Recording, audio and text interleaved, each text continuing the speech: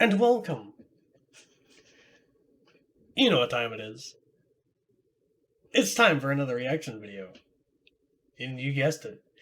To none other than our fan favorite, Nostalgia Critic. And today we're going to be reacting to his video of top 11 new Halloween classics. So, without further ado, 3, 2, 1, go! Epic countdown. We all love this guy, and you know how I am. I cheese every time I see his openings. What are you doing in my house? Get out of here, get out! No, don't do it! Don't do it! Don't do it! Oh, oh, oh, oh. Why are you looking at your hand while stabbing me? Oh. Yeah, why was that a thing? That's for reviewing food. Oh my god.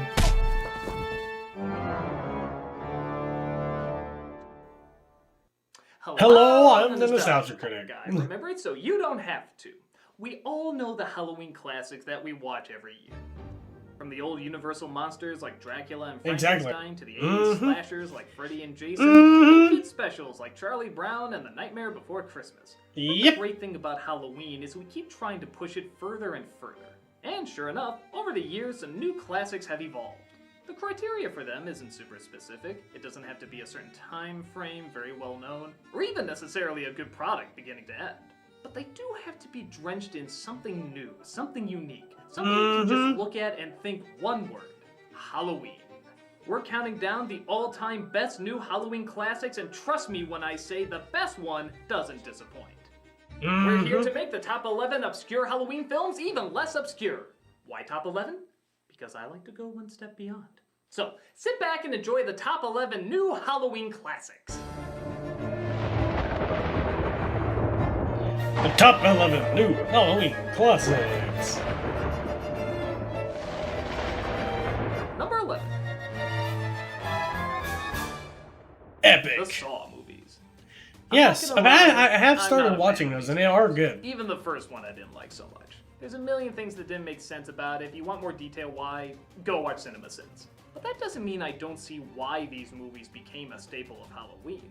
The concept of each film is there's a killer known as Jigsaw, and he sets up death traps where if you wish to get away with your life, you have to do something horrible. Like kill another person, cut off a body part, or heck, even force a terrible American accent. Technically speaking, he's not really a murderer. Why, he sounds as American as Tommy Wiseau.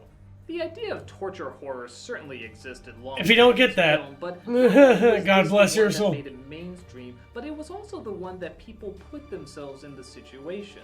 What would I do if I was there? Would I go through the terrible deed, or would I rather let death take its toll?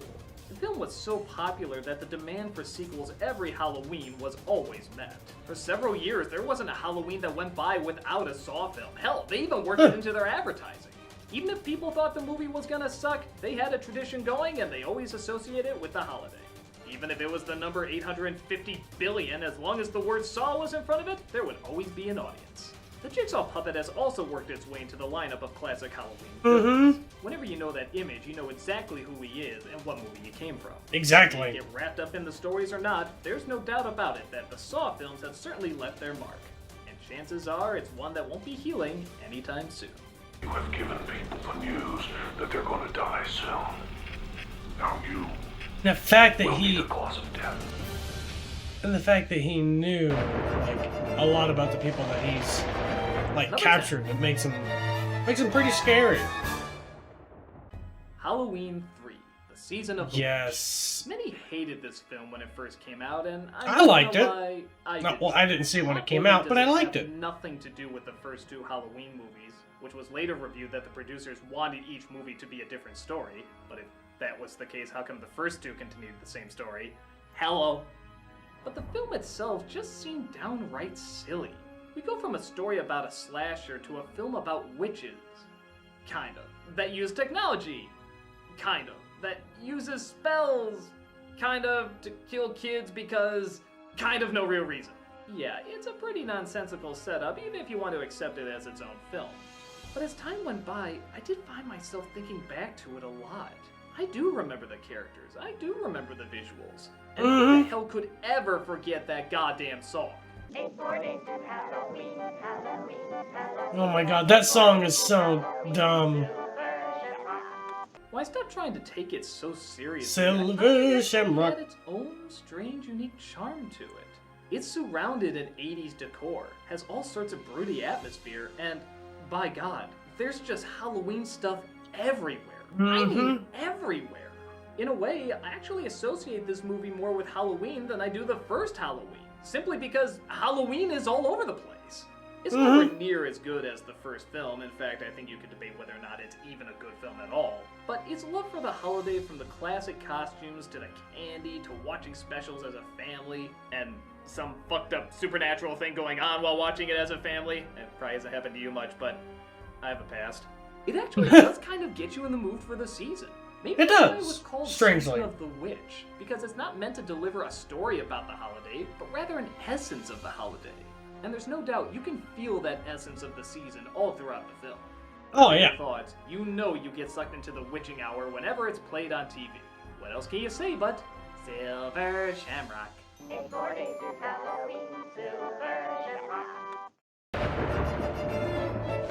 I can agree with that, yeah. Number 9. The Paranormal Activity movies. I don't Yes, know if I've getting a seen those or lot of not. Audiences down the middle. The Paranormal Activity movies still managed to produce major creeps with little cost. While many see the Blair Witch Project as the film that made the found footage genre popular, it That one was pretty definitely good. Paranormal Activity that kept it going.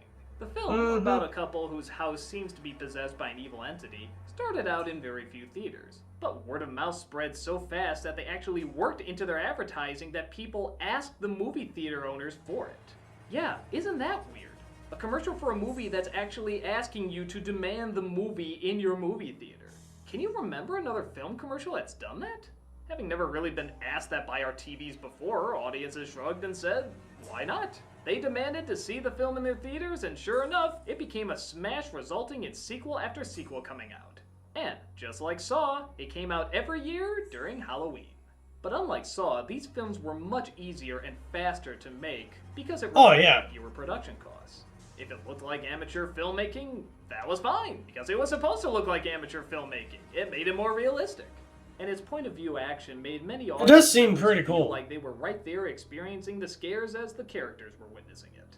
Now, I definitely need to like good? check some of Even these the out. most die-hard fan would probably say no. Me personally, I think 2 is the only one that was actually great from beginning to end. But even at its worst, every movie had something new and innovative to offer. The first one had scary subtlety, the second one had brilliant editing, the third one had the slow reveal of the moving camera, the fourth one had the clever use of the household appliances, and the fifth one? The acting was nice. It's understandable if not everyone gets scared by these movies, but the new ways each film delivers a new kind of scare is really something to admire. Even if you do gotta sit through a lot of repeated cliches to get to them. Always keeping the dread high, the Paranormal Activity films knew how to scare an awful lot with an awful little.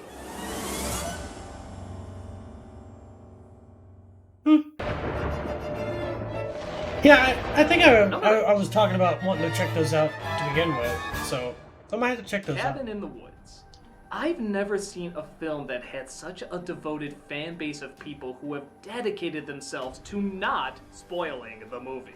It's amazing. Anytime you talk to someone, they always say, I can't tell you anything about it, you just have to see it. And Well, yeah, won't I remember spoil this for you movie. either, though I do have to talk a little bit about it, but It's been a while we'll since keep I've this seen mostly it, spoiler-free. but The Joss Whedon written horror film relies much on surprise and twists, so like I said, I won't give too much away.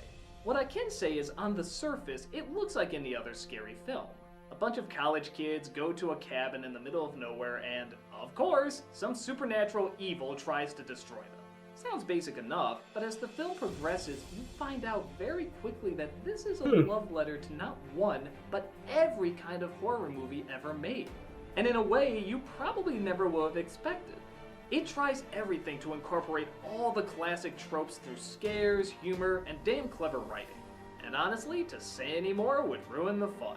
And I think that's why so many people consider it such a unique, scary movie. It is. It's a film you It's actually enjoy really having revealed to you. unique. You get excited the more and more you start to figure it out. When you do figure out what it's up to, you realize you're having such fun with the concept, and realize that not only is it paying homage to so many scary genres, but it's practically creating its own. I don't know, I can't think of any other movies that have done specifically what this film has done, at least while still remaining a horror film.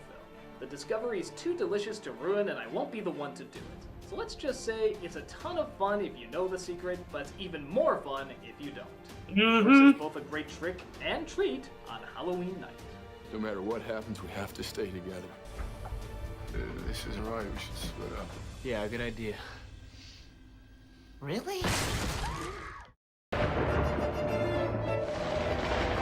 Number 7. Oculus. Yep, this film is not even a year old, but already it has the makings of a classic. From its advertising, it looks like any modern-day horror film. But when you start to watch it, you realize how diabolically genius it is. A young man is released out of a mental institution where he is greeted by his sister. He was under the thought that a haunted mirror was responsible for the death of his parents and was thus put away for it. Just as he's released and he thinks he's gotten better, he discovers that the sister has found the mirror and wishes to prove to the world that it is indeed haunted. Murdering several people in the past, including their folks. What follows is an exercise in insanity, trying to figure out what's real and what's not. The idea of a haunted mirror is clever enough, but all throughout the movie we have no idea if this thing is really possessed or if it's just our two heroes going crazy. The mirror apparently plays with your mental state, making you see one thing when something else is going on. The reason this is so ingenious is that the brother has spent years having it drilled in his head that it's not. And the sister has spent years totally convinced that it is, and is literally devoting her life to proving it. Both battle back and forth as we descend into the madness of the past, present, and even future of what's to come. We're seeing the story literally as they're remembering it, if they're even remembering it correctly. And they're constantly getting visions of what could happen to them, or maybe what will happen to them. But again, they have no idea if the cursed mirror is real or if it's literally them sharing the exact same madness. Either way, they're both going crazier and crazier trying to figure it out. As such, we don't know either what's going on, and are terrified to see if they'll make it out of this alive or continue to torture themselves both physically and mentally, maybe to the death. You too have a hard time trying to figure out what's real or even where you are half the time. The line is so blurred that you share in the insanity and the paranoia of what's going on, constantly having to second guess everything and keeping the suspense high. Even if you don't find it scary, it's a great psychological dive into the tortured minds of two siblings who don't know what's real anymore. It does sound good. From the internal to the external. Great imagery, wonderful acting, and one hell of a great concept. Oculus may be recent, but I get the feeling its staying ability is gonna last for a long time.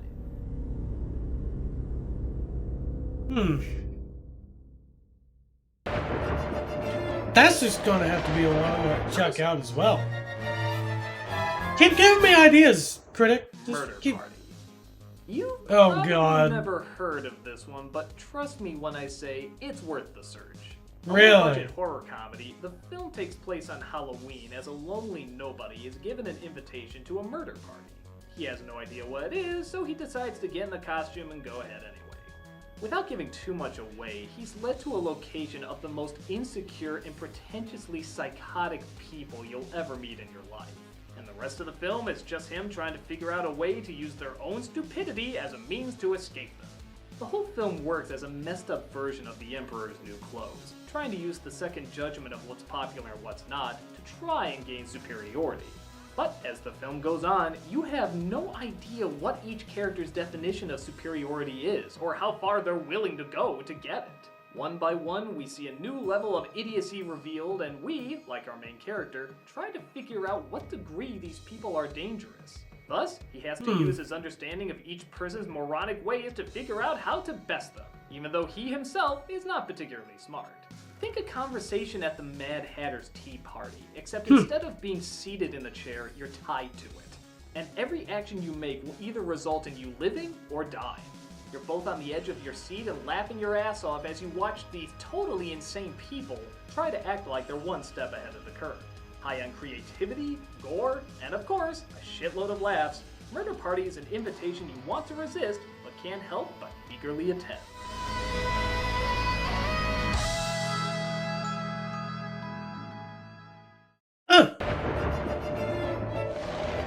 might have to be one I'll check out too.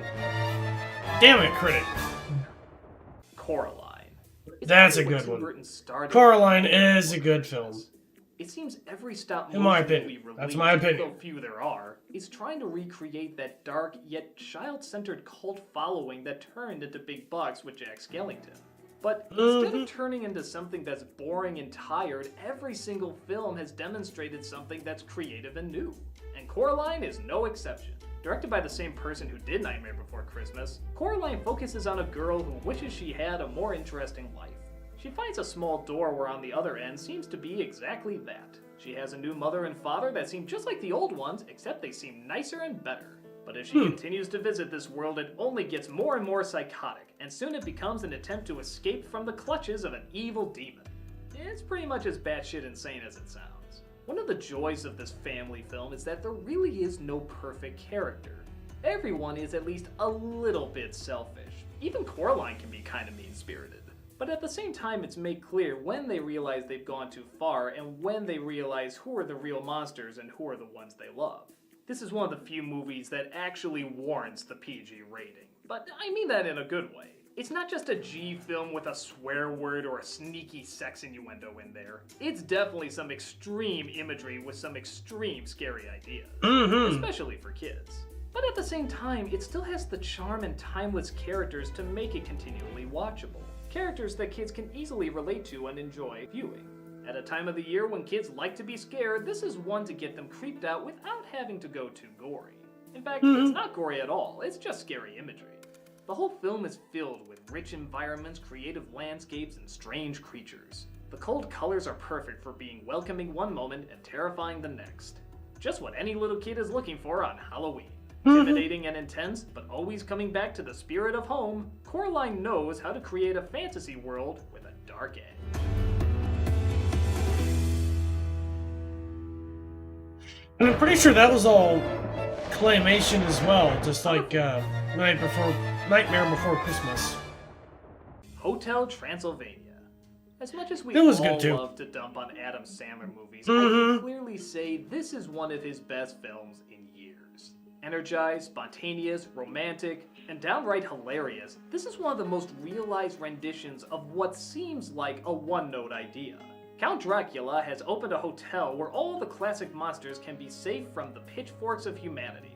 But his only daughter is restless because she wants to leave and see the world. Overprotective of his child, Dracula is horrified to find a human about her age accidentally stumbles across the hotel and quickly falls in love with her. The rest of the film is trying to keep the human boy's identity a secret while also trying to keep peace in his humble abode.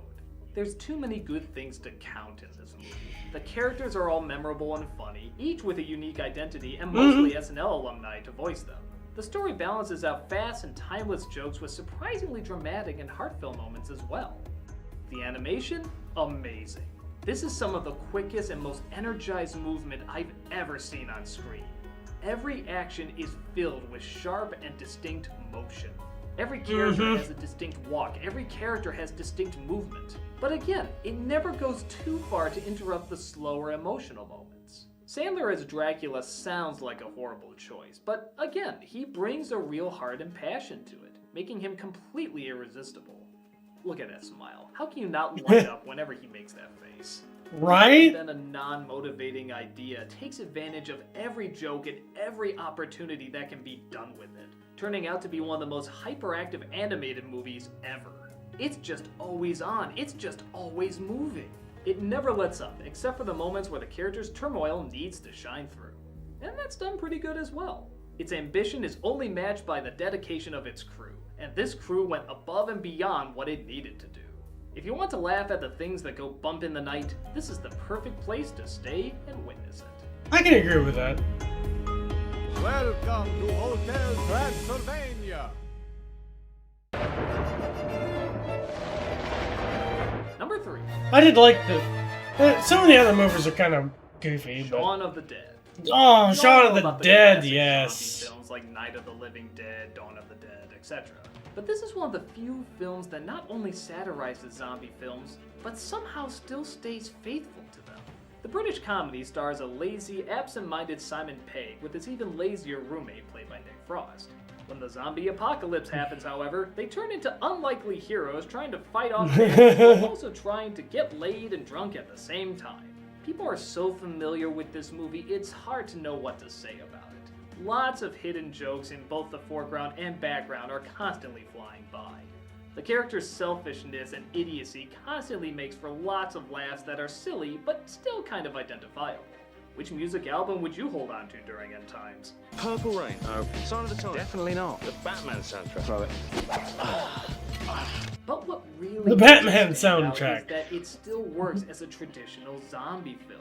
There's still a lot of suspense, there's still a lot of dread and grief, there's tons of social satire. They even have the painful moments where tough sacrifices have to be made.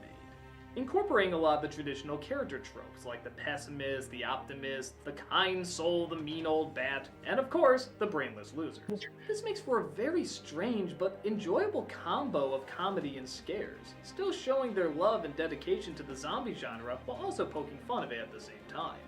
What else do I even need to say about it? If you've seen it a million times, you'll see it a million more. It's dead on arrival, but in a good way. Good luck!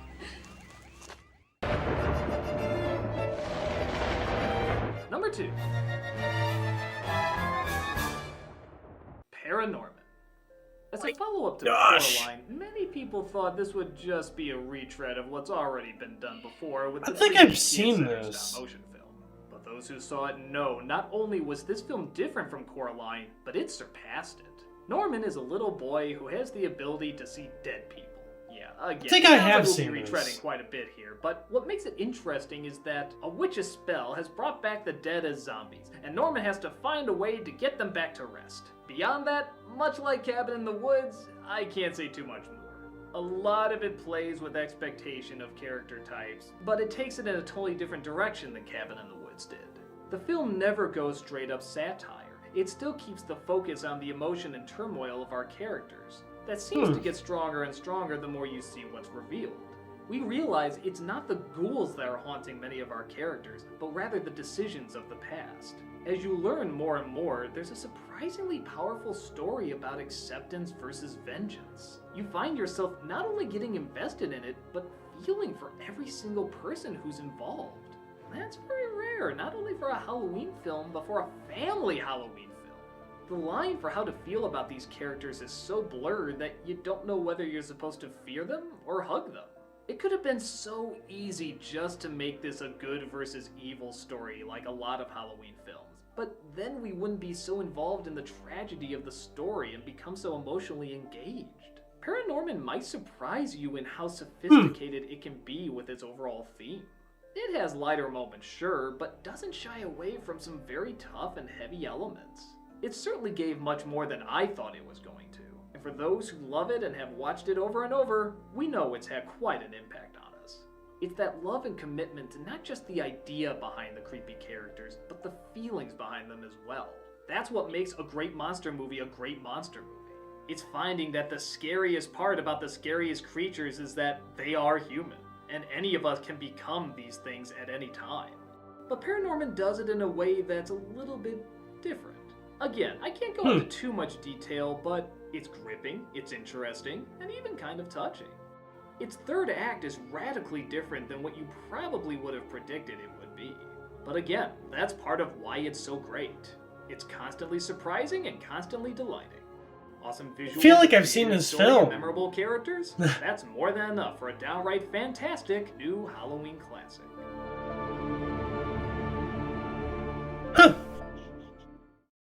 And the number one greatest, fucking badass, awesome new Halloween classic is...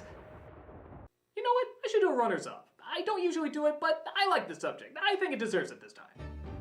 The Ring. Okay, it doesn't hold up the best over time, but that creepy ending and that image of that girl in every single Halloween store, that's definitely worth mentioning. Halloween that almost wasn't. Pretty silly and awkward, but the performances from these hilarious actors totally makes it worth it. The Halloween Tree. A lot of people wanted me to review this. I don't get why. It's creative, it's educational, it's Ray Bradbury. What's not to like? Raggedy Ann and the Pumpkin That Couldn't Smile.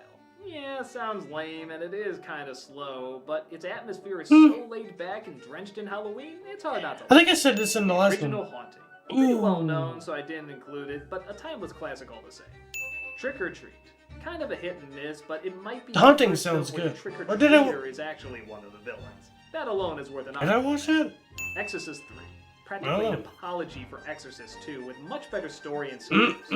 Zombieland. A quick Yeah, comedy, Zombieland, yeah. I think Shaun of the Dead just did it a little better. Now on to number 1, and I mean it when I say how awesome it is. It's nostalgic, it's funny, it's soaked in classic Halloween. Let's get right to it. The all-time number 1 new Halloween classic is... You know what? This film is so awesome and so cool, it deserves its own review. Yeah, so that's what I'm gonna do. Tune in next week, guys, as I'm gonna dedicate an entire review to this 80s bomb that turned out to be a fantastic, awesome, kick-ass Halloween classic. I'm the Nostalgia Critic. did this again. Fucking wait. Critic, you... But I probably shouldn't build it up that much. Yes, I should. It's fucking awesome! He's done this to us twice now. Twice. Promised us that he was going to tell us 11 of them. I don't know what to do. I'm going to have to write a letter to Channel Awesome explaining my disgust. No, I'm just kidding. A lot of those films that he was talking about, I remember seeing those a lot of them as a kid. And some of them more recently, as if you've watched our channel, definitely some of the Halloween films I've watched.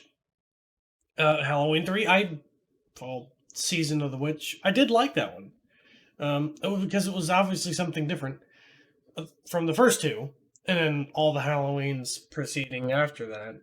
But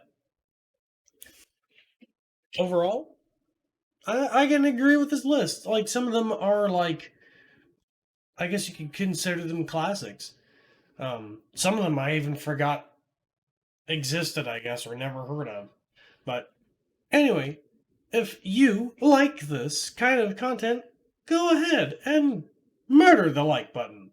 Go ahead and comment and subscribe on what, go ahead, and your comment should be like, I don't know, throw a suggestion out there, what you think your favorite nostalgic Halloween classic film is that you watch every year or something. I don't know. Just anyway, go ahead and check out our YouTube membership and our Patreon. They get special benefits and all that jazz. And until next time, bye-bye.